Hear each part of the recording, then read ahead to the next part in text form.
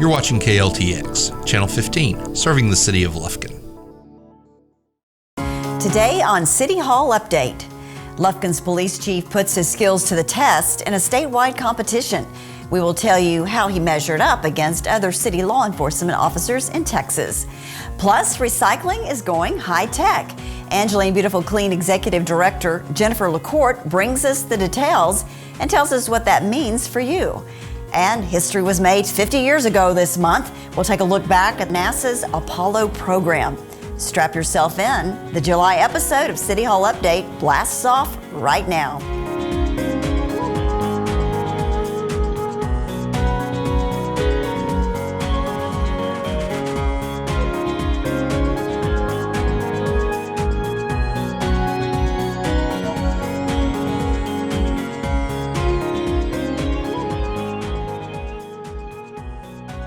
Hi everyone, I'm Yana Ogletree and welcome to City Hall Update. We begin our show saying goodbye to Lufkin Salvation Army captains Jason and Michelle Moore. The couple was recently reassigned to the Beaumont Salvation Army after serving the East Texas area for the last 4 years. In the meantime, we extend a warm welcome to Lufkin's newest captains, Kevon and Jennifer Phillips. The couple has already assumed the role here at Lufkin and looks forward to contributing to the growth of the local organization. Local wood manufacturer Georgia Pacific has named new leadership for its Camden, Texas operations. Merton Thompson of Lufkin has been selected to run the Camden lumber mill, while Lester Knight has been promoted to serve as the Camden complex manager. With more than 29 years of service in the wood industry, Thompson began his career in the maintenance department at Diboll Lumber in 1990. He spent the next 14 years with 2 different contract companies, managing the fabrication and installation of equipment before returning to Georgia Pacific as a project manager for Camden Lumber. Most recently, Thompson served as a regional engineer for the company. Meanwhile, Lester Knight has accepted the role of Camden Complex Manager.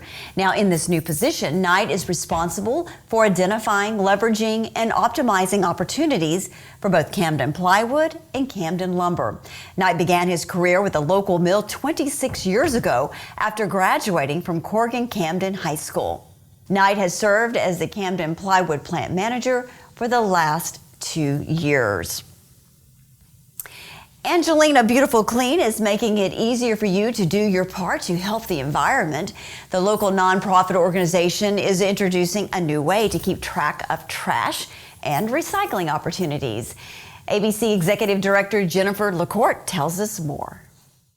Jennifer, welcome to the show. It's a pleasure to have you on City Hall Update. This is your first time here, but I know we've talked about Angelina Beautiful Clean many times because you guys have so many great programs out there and do so much for the City of Lufkin and Angelina County. So thanks for joining us. Thank you so much for having us. We are excited to be here. Okay, so just to start things off, give me a brief summary of Angelina Beautiful Clean, what it is and what all you do in the area. Absolutely. So our mission is to educate and empower our citizens to take care of our community environment. So how do we do that? We do that with 3 different pillars. And that's through recycling, litter reduction, and beautification efforts. Okay, yeah, and you've got lots of programs, and you have lots of volunteers. Yes. This Angelina Beautiful Clean has been around for a pretty long time now, and it is recognized not only statewide but nationally for the work that's being done here in the area. Absolutely. It's been around since 1984, and we're still trucking along, trying to do what we can to make our Angelina County, East Texas area a great place to live, work, and play. Okay, so we're going to talk about one of the newest opportunities that you all have, and that's with a new app that tells you about recycling and trash pickup? Yeah, well, we're keeping up with the times, and we're making sure that every way that we can communicate possible, we get that out to our residents. So the app is available on phones, so Google or Apple, and also online if someone doesn't have a smartphone. And it basically helps to remind you, whether it's a holiday or you're on vacation, on when your trash and recycling days are. So that way, if you forget or if dates change, that you know when to take your card out to the curb. So you'll just get an alert on your phone? Is that how that works? If you sign up for the push notifications, you'll get an alert. Otherwise, you can just log on to the calendar and see what dates have changed. Okay, so is that in operation now? It is open now. We are kicking it off right here with y'all. Oh, yay. Okay, yeah. And so you just go to your app store and search for? It's called Recycle Coach. And then you'll search for the area. So we're in Lufkin, and it'll take you to the specific zone that you live in. And even if you're not living in Lufkin, you can still look at our events on upcoming things like Tire Day that we do with the city, and people can come out from anywhere in the county or beyond to use our services. Well, that's a great idea. And speaking of events, you have phone book recycling coming up. And we were talking off camera about phone books. It's crazy that we're still seeing phone books, but like many, I had a hard time putting the phone book down and picking up my phone to look for a phone number. But nevertheless, phone books are widely used here. Still very widely used. Which makes phone book recycling a must. Very, very important. And we try to make it easy for everyone. We partnered with Consolidated Communications and Brookshire Brothers to put it out in various locations. All Brookshire Brothers in Lufkin, and then one in Huntington, so you can just get your groceries, drop off your old phone book, and easy peasy, all done. And it saves so much from the landfill. Absolutely. Do you have any idea what you collected last year in phone books? Oh, hundreds of pounds. I don't have the number off the top of my head, but but lot. It's a lot. It was a worthwhile event. Absolutely. What other events do you have coming up? Upcoming, we have Tire Day and electronics recycling, so that's a big one. That's important. Tell me about that. So tires are so important. For one, illegal dumping is a very large problem in our county, and it helps to give residents a way that they can get rid of their old tires for free, up to 8 tires, and then beyond that, it's only $2 a tire, which is very affordable. It's very cheap. Yeah, and it's not unusual to travel throughout the county and you'll see these signs, no dumping of tires. No dumping, Apparently that's a real issue. And like you mentioned, illegal dumping continues to be a challenge for our county. Does the county still have an enforcement officer when it comes to illegal dumping? Yes, they actually serve on our board to help us address issues that come up. So they're actually called an environmental detective, and for people that get caught, it can be thousands of dollars of fines. So we want to make sure that we're doing our part too. Yeah, and I've always found it interesting. People, you'll dump trash, but what you don't realize is that officer actually goes through that trash, and more than likely there's going to be something with your name on it, whether it's a magazine subscription or a piece of junk mail, and chances are junk mail is what gets some people. So chances are, you're going to get caught. Yeah. But why illegally dump when you have so many options? Exactly. One, to recycle, or two, you have the recycling center that you can drop stuff off at, and there's plenty of trash services in town. So. But thanks to Angelina Beautiful Clean, you all are making it a lot easier now with the new app. Absolutely. You're trying to put all those tools in your hands to make sure that you keep our county and our city of Lufkin clean. Anything else you got going on this year?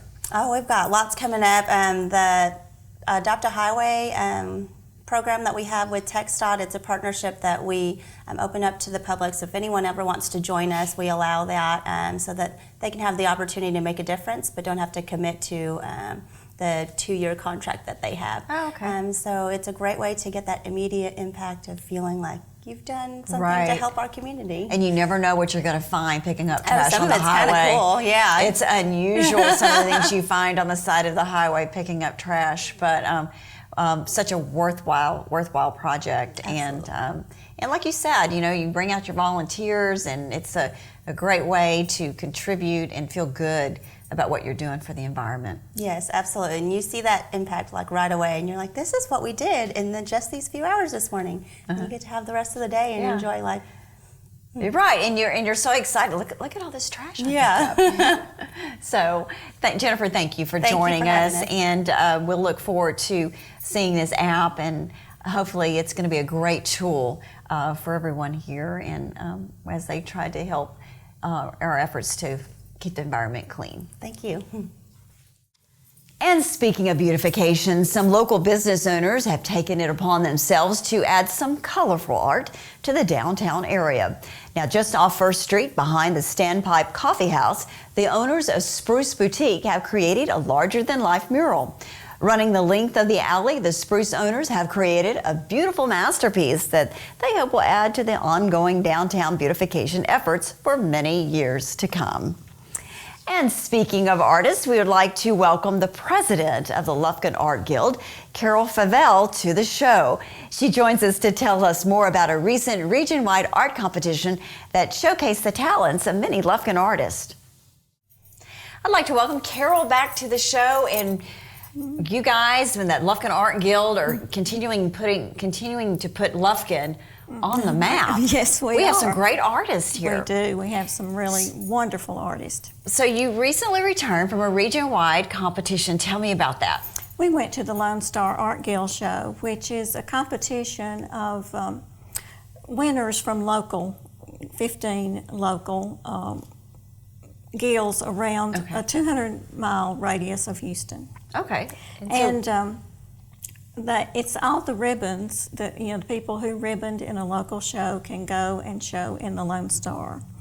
And we did very well. 15 people went, and we won 18 ribbons. Wow. We won. You did not disappoint. 5 first place, 6 second place, 3 third place, and 4 honorable mentions. That's fantastic. What are the categories that you compete in?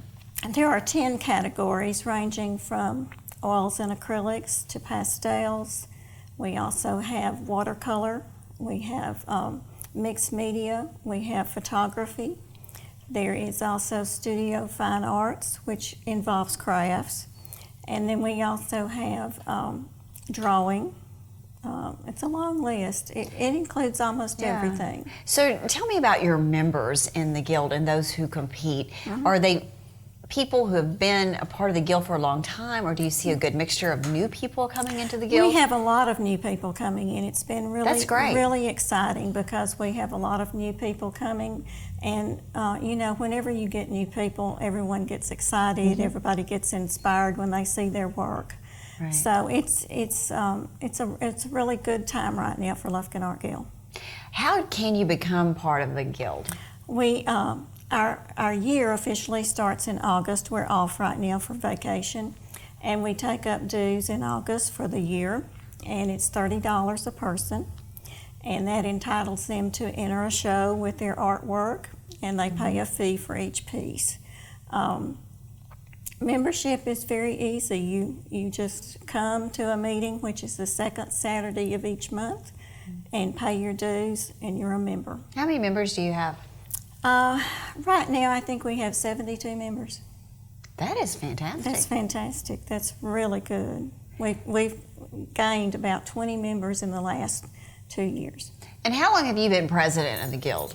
You've been part of the guild for a long time. This is my second year as president, but I've served as treasurer and different things. Yeah. And there are a lot of jobs to do, and because we're a volunteer organization, it takes everyone to run it. We have to have lots of people to set the shows up, because when you hang, almost 300 pieces in one evening, that's a big job. Yeah.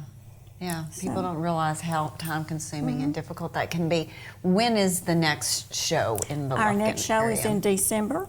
It will be the second week in December, and we're hoping everyone will come out and shop. Even though it may be a little late for shopping for Christmas, we'll have some nice things in the Artist Corner, and we'll also have some art that's in the show that will be for sale. Okay. And they make excellent Christmas gifts. Yeah. Original art. Yeah, that's a great idea. Hopefully it'll be toward the first part of December, so you can get that Christmas shopping in. Now, how can you become a member of the guild? What do you need to do? And do you have a website? We have friends of Lufkin Art Guild. And you can contact me at 936-632-3447, and we'll put you on our list, and you can pay your dues.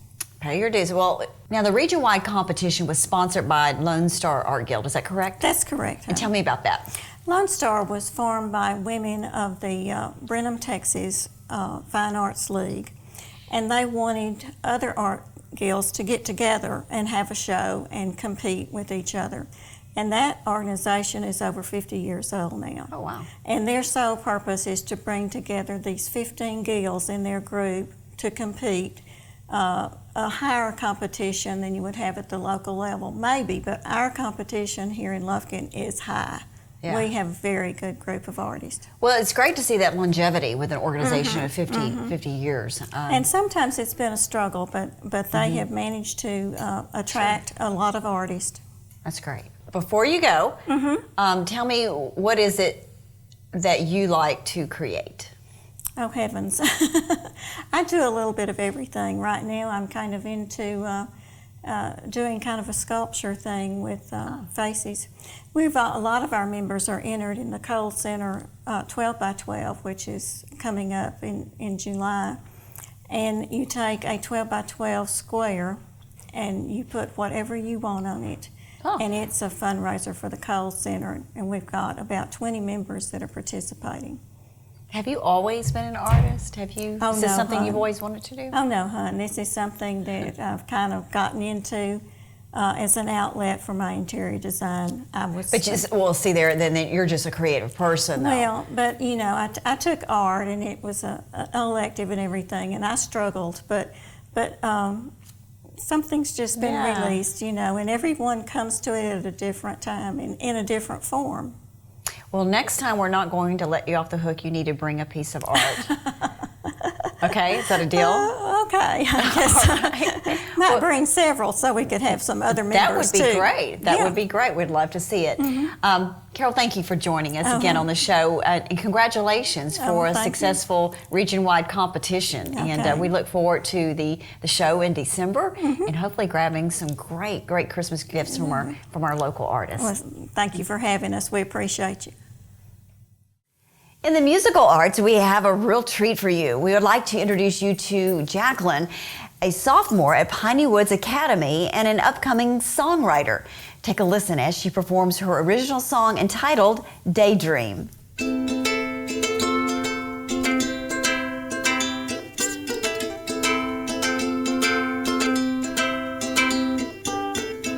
My stories in my head, my fancies of magical things. Wish I was normal instead. But that's not the story to be told.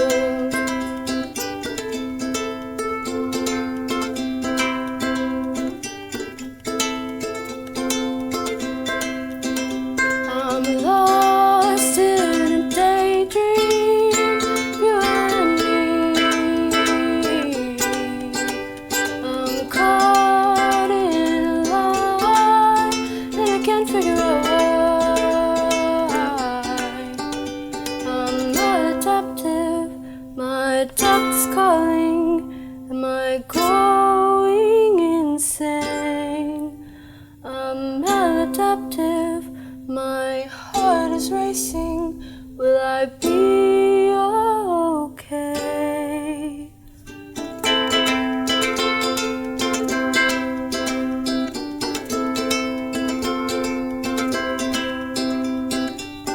I fell in love by accident. Life wasn't supposed to go like this. Wish that I was happier, but that's not the story to be told.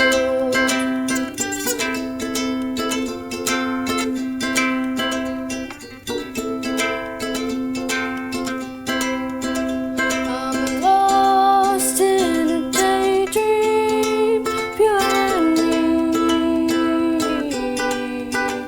I'm caught in a lie, and I can't figure out why. I'm maladaptive, my doctor's calling. Am I going insane? I'm maladaptive, my heart is racing. Will I be okay.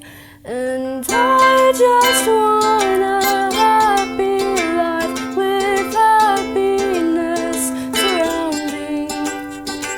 I just want to be myself in a world that won't allow it. But I know I've gotta settle for less than what my heart can afford. And I know that this is how life works, and I can't always get what I want. I'm lost in a daydream of you and me. I'm caught in a lie, and I can't figure out why. I'm maladaptive, my doctor's calling.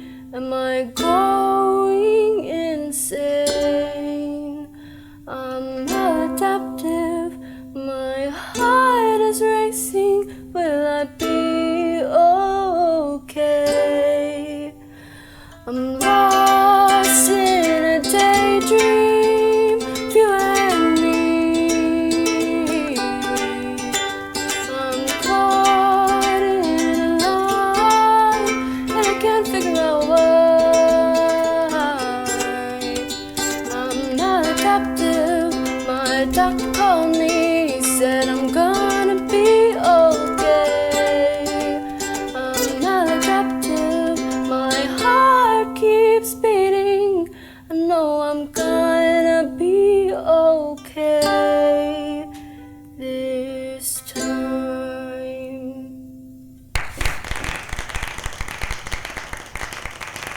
I love it. Thank you, Jaclyn. Now, top bragging rights were on the line, and for Lufkin Police Chief David Thomas, it was a chance to showcase his skills. Recently, Chief Thomas took part in a statewide competition on firearm proficiency. Now, this isn't Chief Thomas's first time to compete in the event, and not his first time to walk away with a few bragging rights. Chief, welcome to the show. It seems like it was this time last year we had you in the studio. We were talking about the police games and how Lufkin did so well, and this year you did not disappoint. Yeah, we were happy because usually we send a lot of officers to the police games for PR and recruiting. We try to steal officers from other agencies with that. Borrow. Yeah, borrow, steal. And this year I was able to go, and I won 4 gold medals and 2 silver medals and 3rd place overall. That's fantastic. Tell me about the competition. Do you compete with different firearms and probably different ranges? And how does that work? We really do. We shot at a couple of different ranges, and I shot a pistol, a shotgun, a patrol rifle, and a sniper rifle. So I shot in 4 or 5 different events. Well, this also helps keep your skills sharp. I guess as chief, you're not out on, you're not out and about as much. I mean, you're not on patrol, obviously.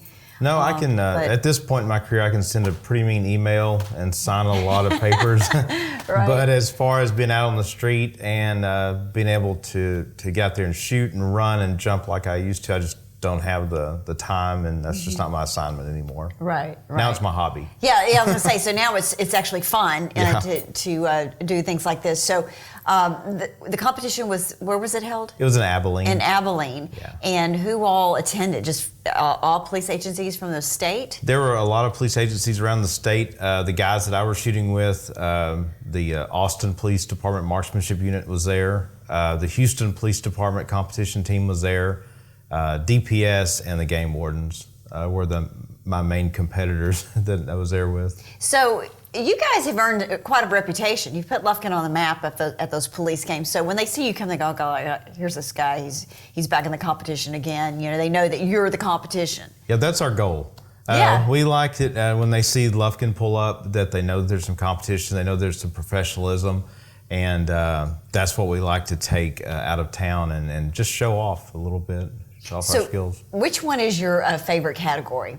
I would say patrol rifle is my favorite category, just because it's a a lot of old school marksmanship that you have to have. Some of the young guys, you know, they run and they'll have done CrossFit the day before or flag football, and they'll come out there and do patrol rifle, and I'll run and try to keep up with them.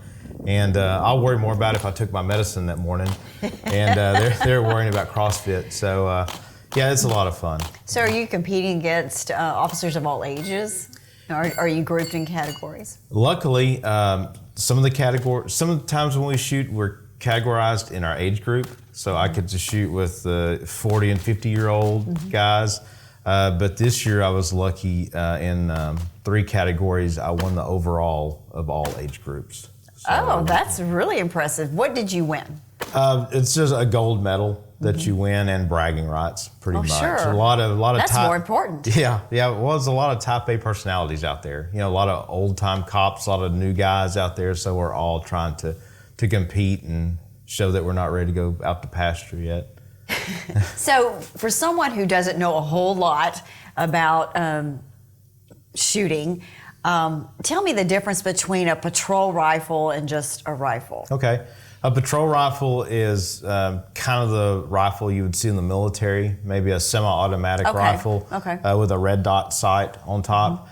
And then the other rifle, the sniper rifle, would be a bolt-action rifle with a scope with magnification on top. So we're trying to shoot something the size of a dime with the sniper rifle, and then with patrol rifle, we're trying to shoot something the size of a paper plate. So do you think it's a skill that just comes easy to you, or do you really go out and practice a lot? Or I'm sure both, but it seems like you would just kind of have to, pardon the pun, but you just have an eye for it, you know? Right. I mean, that it would be something that comes naturally to you. I think you have to be comfortable around the guns, and it's something that you have to enjoy, and I have to work at it.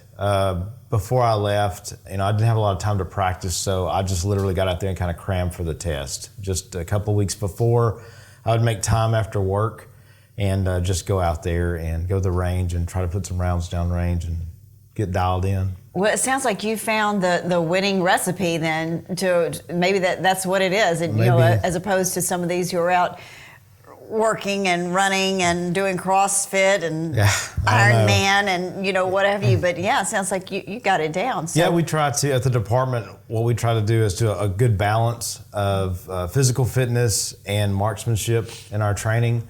And now we have a physical fitness standard at the department that we do twice a year. So it's a good balance. It keeps me active and moving and out there, and then also keeps me dialed in with the your skill set. rifle. Yeah, right. Well, Chief, congratulations. Thank you. What a great honor to bring back to Lufkin again. And we will expect nothing less next year. We'll see what we can do. So keep up the great work, and congratulations on a job well done. I appreciate that. Chances are, if you live in the more remote areas of Angelina County, you have experienced the wrath of feral hogs. These wild animals can be a nuisance to area landowners. They root up pastures and have been known to be dangerous to humans and domestic animals. Recently, Texas Governor Greg Abbott signed legislation that removes hunting license restrictions on feral hogs beginning September 1st. With an estimated population of about 2.5 million, it is hoped that those numbers decline in the coming years. Well, if you want to get up close and personal with wild animals, look no further than one of the region's best zoos, the Ellen Trout Zoo. Each month, we like to feature one of the animals that you can visit at the zoo, and this month is no different. Please join me in welcoming zoo representative Celia Falzone, who will tell us more about a few of her wild friends. Celia, thank you for joining us on City Hall Update. We normally have Gordon on the show, and I know he's off at a crocodile conference, and I just had to throw that in there because that sounds so much fun, and I know there's a lot of work, but how many of us get to go to a crocodile conference, right? And we appreciate you coming in, and this month we're featuring the lemurs. I'm very disappointed that you did not bring lemurs here to the studio, but I understand there are some difficulties probably getting the lemurs out and having them. They would probably have lots of fun in here. Yeah, our lemurs are really pretty well behaved. I like to move it. You like to move it. but not quite well enough behaved to turn loose in here, I don't think. So we do have video of the lemurs, and just give me just a little overview of the lemurs, about what they are and what they eat. And well, our zoo has worked with lemurs for years, decades, really, and stuff. What we have currently are black and white ruffed lemurs. They're actually the logo symbol for the Friends of Ellen Trout Zoo group. They use that. And they are just a huge favorite of people that come to the zoo.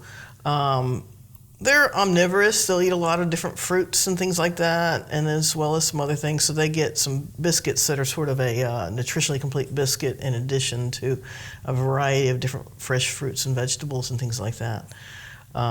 Lemurs are from Madagascar, which, if everybody doesn't know, which they probably do by now with all the Madagascar movies and things like that, but it's a large island off of Africa, and the lemurs come strictly from that place. So we're really thrilled to have them. They're really interesting animals. One of the things that gets people's attention at the zoo when they're looking at the lemurs or anywhere near the lemurs is the noise they make. Mm-hmm. They are loud. They don't have indoor voices. These lemurs are adapted for an environment where line of sight isn't very long, so they're loud and their sound carries, and that's how they can, mark their territory, say this is my area, stuff like that, get in touch with each other. They don't have to see each other because they can hear each other for long distances. Yes, they can. So when and you're absolutely right, everybody wants to hear the lemurs scream.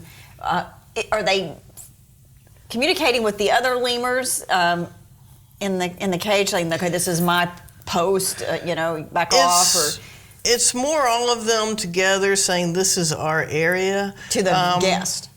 They might sound off sometimes when the peafowl make noise. They just kind of get, there's some noise going on. We should say, hey, this is our place to be. Or sometimes even the loudspeaker system will set them off, or some other loud noises in the park. And other times it just seems random. But basically it's them, they're an established group together, and they're saying this is our territory. Mm-hmm. Yeah, well, they say it loud and clear. Can a lemur be trained? Yeah, we do a lot of different training at the zoo with a wide variety of animals, and it's not animal show type training. We're not teaching them tricks. We're training them to do behaviors that allow us to better take care of them. So we have animals that will get on a scale so we can get a weight. And that way you don't have to go grab the animal and force it to be on a scale and stress it out and things. Mm-hmm. But, and so the lemurs will do that. Mm-hmm. They'll get on the scale and they'll get a little food treat, which is actually part of their diet, but it's one of their favorite food items, things. And so they get that as a reward for getting on the scale, and they're happy to sit there on the scale. The hard part's getting them back off the scale because they're like, they have to give a treat to get off the scale. Give me some more treats, They're smart. So, but it's really handy to be able to, especially, if you look at a lemur, they have very poofy fur. Mm-hmm. So when you look at them, you can't really tell exactly what their body condition, is it fat or is it thin? Because there's so much fur without getting hands on it. But you can get them to just sit on a scale and check their weight periodically and see, hey, this animal's maintaining its weight well, or it's putting on weight, things like that.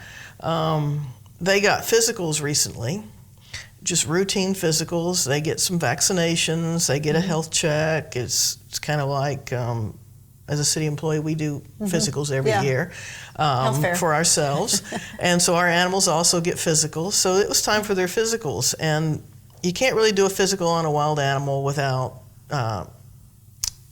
tranquilizing it, letting it be asleep to do everything, which can mean having to catch it or net it and do things like that. So we're trying to find how can we do this in a more friendly way with these lemurs. So the keeper working with them spent several weeks getting them desensitized to a syringe and a needle. So he had a syringe and a dummy needle, and he would give the animals a treat, and he would poke them a little bit, just touching them with that dummy needle and get them used to, hey, the syringe is not an odd-looking thing. It's okay to have it. It's okay for him to reach around me. It's okay for him to touch me with it. So when it was time for their physicals, he was able to hand inject each of the lemurs. And the lemur goes to sleep. They get the physical, get radiographs and blood drawn or whatever the veterinarian wanted to do to check their health. And then they wake up, and it was very stress-free. And this time, there was one of the radiographs just looked a little odd. There was something the veterinarian wanted to double check, so he wanted a few weeks later to come back and just check it. He thought it might have been an anomaly in the radiograph itself and nothing to really worry about, but he wanted to be sure. But we wanted to know, hey, could we do this without going through this whole process of having to tranquilize the animal again? So the keeper set up a board that would hold the cassette that, when you get an x-ray, there's the cassette that gets put there and stuff like that. So he got this board there, and he worked with the animal, and he got the animal to stand there in front of the cassette and have a radiograph taken, fully awake, just for a treat. Yeah. So we have some video that showing some of this, getting some weights on lemurs and having the animal stand in front of that. There's not a radiograph plate in it, but stand there to show that and stuff. But we do similar things with our DeBrazos monkeys, another primate species. We've had one in the past that was diabetic and needed to have its health monitored. DeBrazos are a little bit more of an aggressive animal than a lemur, so we're more hands-off with them. So sometimes what we have are mechanisms that help us to manipulate animals in a safe way.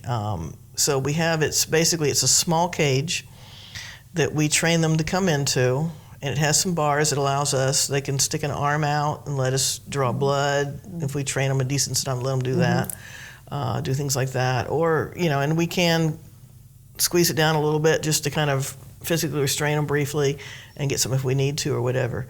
But we get our DeBrazos going in there where we can shut the door on them. They're okay. They're comfortable being there. The veterinarian can get a really close look at them in a safe way. Things like that. Even if it's just to see them close up instead of just when they're, zipping around and, they're fast and you can't get a good look at what's going on. What are you trying to see?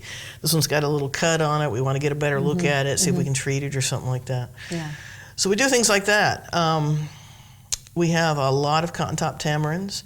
We have tamarins that will sit on a scale and get weighed. We have hippos that are trained to open their mouth and allow the keepers to reach in. They can feel all around their gums, get a good look at their teeth. Without them chomping down. Without them chomping down. Wow, Yeah. that's sounds like a risk to me. So when we're training, we're trying to do things that help us take better care of the animals and help the animals to be less stressed when those things are happening. So, yeah, it's important to note that, you have all these animals, and it's not just going out there throwing hay or throwing feed. You're every day you have some type of hands-on or some type of training. Yeah, with a lot, it's not every single animal can do all these things. There's some, we're not going to train one of the big cats to open its mouth so we can reach in and feel its gums. So, that's taken into consideration too. What can we do safely with this particular animal that we can do and help us take better care of them? Yeah. So lots of training going on out there, like I said, on a daily basis. Do you all have any new animals this summer, or any new events coming up? We have a couple of ducks in our waterfowl exhibit that are very popular with the visitors. They're Australian wood ducks. They're always right up at the front, and they'll follow people along the fence line, and the kids like them because they're pretty similar in height. Little kids are there, and these are tall ducks. So they're very popular, and they were gone from the exhibit for a few weeks, and people noticed. And where they went behind the scenes, and they were meeting some new girlfriends. Very social. So they came back out now, have the girlfriends out there. So people were happy to see them come back, and we're hoping in the future to be breeding them as hopefully they'll pair up and stuff like that. Yeah. But it's interesting to me when people will say, I noticed they were gone, I wondered what happened to them. Those are people who are frequent visitors at the zoo. Yeah. So this time of year we've got into the heat and we can't really move animals around, so we don't really have any new animals coming in from other zoos right now. In the fall we've got some animals that'll come, some that'll go, some that we've raised here will go to other places to set up. Is that hard? Like that. Yeah, it is. It is. But we're trying to maintain healthy populations and it's what we need to do. So that's what happens. So. Yeah, I guess that'd be the downside of the job. I mean, obviously, like you said, it's for the best, it's for the animal and for the zoo system, that others can enjoy those animals as well. But as an employee out there, a trainer, it would be difficult, I think, because you can't but help develop, a closeness to an animal that you've been caring for, especially some of those that y'all have from birth. That would be difficult to let them go. I think I'd have to go with them. It's tempting sometimes. Yeah. Well, Celia, thank you for joining us on City Hall Update. Appreciate you coming in. Sure. And, telling us about these lemurs and all the training that you guys have going on out there. Well, I hope people come out and see them. The lemurs are always a big hit, and they're very vocal. You can hear them all over the zoo when they sound off. So yeah, people come running thinking, oh, there's a fight going on, and it's really they're just talking. They just don't have quiet voices. I know a lot of people that way. All right, thanks a lot. Sure. July 20th, 1969 was the first time in history that we heard men speak from the surface of another world. It has now been 50 years since man first set foot on the moon. At 15 seconds, guidance is internal. 12, 11, 10, 9. Ignition sequence start. 6, 5, 4, 3, 2, 1. 0. All engine running. We have a liftoff. Liftoff on Apollo 11. Shadow. 4 forward, drift into the right a little. 30 seconds. Forward, drift. Contact light. Okay, engine stop. Tranquility Base here. The Eagle has landed. Roger, Tranquility. We copy you on the ground. You got a bunch of guys about to turn blue. We're going to be busy for a minute. Armstrong is on the moon. Neil Armstrong, 38-year-old American, standing on the surface of the moon. On this July 20th, 1969. That's one small step for man. One giant leap for mankind. Oh, that looks beautiful, Faviell. It has a stark beauty all its own. It's like much of the high desert of United States. It's different, but it's very pretty out here. Beautiful, beautiful. Isn't that something? Magnificent sight out here. Magnificent desolation. Tranquility Base, Houston. Guidance recommendation is pings, and you're cleared for takeoff. Roger, understand. We're number 1 on the runway. 7, 6, 5, engine arm ascent.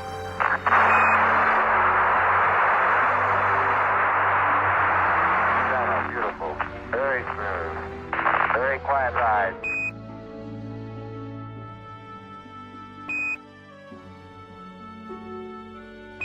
Apollo 11, this is Hornet, over.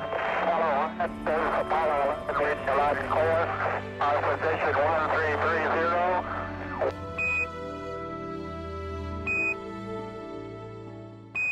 Apollo 11 was the space flight that landed the first 2 people on the moon, Commander Neil Armstrong and lunar module pilot Buzz Aldrin. Armstrong became the first person to step onto the lunar surface 6 hours later on July 21st, while Aldrin joined him minutes later. They spent more than 2 hours together outside the spacecraft and collected 47.5 pounds of lunar material to bring back to Earth. Command Module pilot Michael Collins flew the Command Module Columbia alone in lunar orbit while they were on the moon's surface. Armstrong and Aldrin spent 21.5 hours on the lunar surface before rejoining Columbia in lunar orbit. Today, NASA continues to grow its space program with new objectives that include returning men and women to the moon, not to visit, but to have a sustained presence there.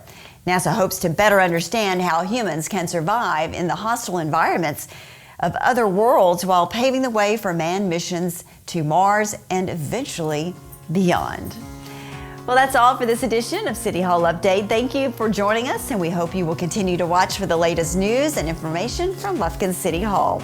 I'm Yana Ogletree. Have a great day.